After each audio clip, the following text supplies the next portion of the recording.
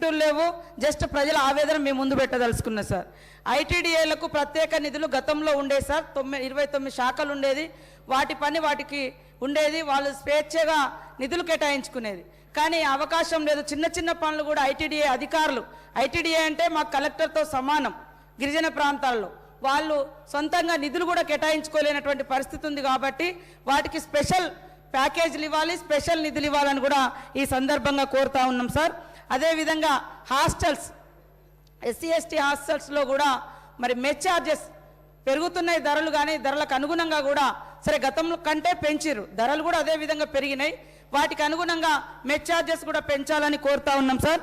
హాస్టళ్లలో దాదాపుగా 20 years నుంచి పనిచేస్తున్నటువంటి daily wage and contingent workers ఎవరైతే ఉన్నారో దాదాపుగా 2 months నుంచి వాళ్ళు ధర్నాలు దీక్షలు చేసి రోడ్ల మీదకి వచ్చారు సార్.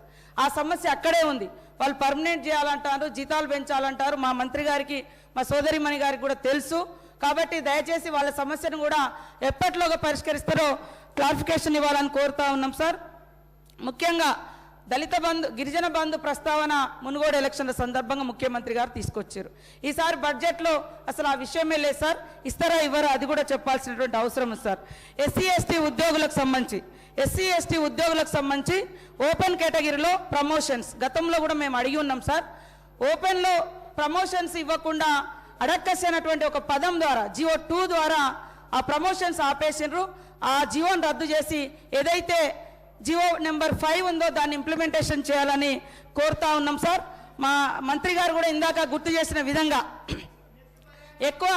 ఎక్కువ ఉద్యోగాలు జియో నెంబర్ 3 ద్వారా పొందినటువంటి ఆదిలాబాద్ నుంచి మరి ఖమ్మం దాకా కానీ మరి గిరిజన ప్రాంతాల్లో పొందినటువంటి ఉద్యోగులకు ప్రమోషన్లకు వచ్చేసరికి ఆ జియో రద్దయింది. కాబట్టి ప్రమోషన్లు ఇవ్వమని జనరల్ కేటగిరీలో లేదా ఉన్న రిజర్వేషన్లలోనే సర్ది పెట్టాలని చూస్తూ ఉన్నారు. కాబట్టి స్పష్టమైనటువంటి ఆదేశాలు కింది స్థాయి అధికారులకు ఇచ్చి ఒక మొక్క అయితే జియో నెంబర్ 3 ద్వారా పెట్టడం జరిగింది సార్. దాన్ని ఇంక ఎదగొద్దు, మీరు వచ్చారు కానీ మీకు ప్రమోషన్లు లేవంటే ఇది ఎంతవరకు కరెక్ట్ సార్? కాబట్టి వెంటనే మా మంత్రి గారు టీఎస్సీ మీటింగ్ పెట్టి మరి దాని మీద ఒక జియో నెంబర్ 3కి సంబంధించి దానికి బదులు ఒక ఆర్డినెన్స్ తీసుకొస్తారా, ఒక స్పెషల్ జియో తీసుకొస్తారా, దాన్ని పునరుద్ధరించుకునే విధంగా కృషి చేయాలని కూడా నేను ఈ సందర్భంగా కోరుతా ఉన్నాను సార్.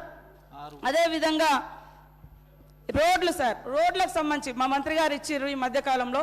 అదేవిధంగా నక్సల్స్ ఎఫెక్టెడ్ కింద కూడా చాలా రోడ్లు 100 కోట్ల వరకు మా జిల్లాలో ఇచ్చిర్రు సార్. కానీ ఫారెస్ట్ అధికారులు రోడ్లను ముట్టనిస్తలేరు. ఇంకేం లాభం సార్? వచ్చి ఎక్కడ వేసిన గొంగడు అట్లనే ఉంది. కాబట్టి ఒక అధికారిని, స్పెషల్ అధికారిని నియమించి ఆ రోడ్లు అమలయ్యే విధంగా చూడాలని కోరుతా ఉన్నాం సార్. ఫారెస్ట్ ఇబ్బందులు లేకుండా చేయాలని కోరుతా ఉన్నాం సార్. గిరివికాస బోర్లు నిధులు కేటాయించిన అక్కడ పోయి బోర్ వేసే టైంకు బోర్ను సీజ్ చేస్తూ ఉంటారు. బోర్ వేసిన కాడ కరెంట్ కనెక్షన్ ఉండట్లేదు, ఇవ్వట్లేదు. ఏమంటే ఐటీడీఏలో నిధులు లేవు. ఇట్లాంటి ప్రాబ్లమ్స్ ఐటీడీఏలు కూడా ఎదుర్కొంటా ఉన్నాయి. కాబట్టి ఐటీడీఏలకు స్వేచ్ఛ ఇవ్వాల్సిన అవసరం ఉంది సార్. కొమ్రం భీం గారి పోరు జిల్లాలు, పోరు గ్రామాలు ఆదిలాబాద్లో వారితో పోరాటంలో పాల్గొని ఆ రోజు ఉన్నటువంటి మరి పోరు గ్రామాలు 16 గ్రామాలకు ముఖ్యమంత్రి గారు అక్కడికి వెళ్ళినప్పుడు ఇండ్లు కానీ రోడ్లు కానీ అవన్నీ సౌకర్యాలు ఇస్తామన్నారు సార్. అవి అమలు కాలేదు. దయచేసి వాటిని కూడా పరిగణలోకి తీసుకొని నిధులు కేటాయించాలని కోరుతా ఉన్నాం. అదేవిధంగా నియోజకవర్గానికి 2000 ఇండ్లు అన్నారు సార్. ఫస్ట్ ఎప్పుడు 2014లో ఇండ్లు కేటాయించారు. అప్పటి నుంచి ఇప్పటి వరకు మళ్ళీ ఇండ్లు రాలే. మరి ఎక్కడెక్కడ ఇండ్లు కూలిపోయి పేదలు, దళితులు, గిరిజనులు, బహుజనులు, మైనార్టీలు, అగ్రకులాలు కూడా పేదవాళ్ళకి ఇండ్లు లేక పాలిథిన్ కవర్లలో ఉంటున్నారు. దయచేసి మాలాంటి వెనుకబడ్డ నియోజకవర్గాలకు, అత్యధికంగా వెనుకబడ్డ కులాలు ఉన్నటువంటి నియోజకవర్గాలకు మరి నిధులు కేటాయించాలని, ఇండ్లు కేటాయించాలని ఈ సందర్భంగా కోరుతా ఉన్నాం సార్.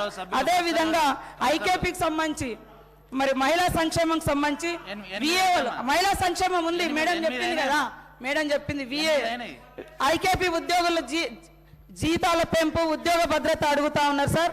మేడం గారు దాని గురించి కూడా నిర్ణయం తీసుకోవాలని, అదేవిధంగా అంగన్వాడీలు రిటైర్మెంట్ బెనిఫిట్స్ కానీ మిగతా ఉద్యోగులకు ఉన్నటువంటి భద్రత కానీ లేదని వారు కూడా అడుగుతా ఉన్నారు. కాబట్టి వారి గురించి కూడా ఆలోచించాలని కోరుతూ ఇతర పూజారులకు ఇచ్చినట్టుగానే దళిత, గిరిజన, బహుజన పూజారులకు కూడా గౌరవ వేతనం ఇవ్వాలని, అదేవిధంగా గ్రామీణ దేవతలకు కూడా గుడులకు నిధులు కేటాయించాలని ఈ సందర్భంగా అడుగుతున్నా సార్. నేను సుత్తి మాట్లాడలేదు, స్క్రిప్ట్ మాట్లాడలేదు, దీర్ఘకాలిక ఉపన్యాసం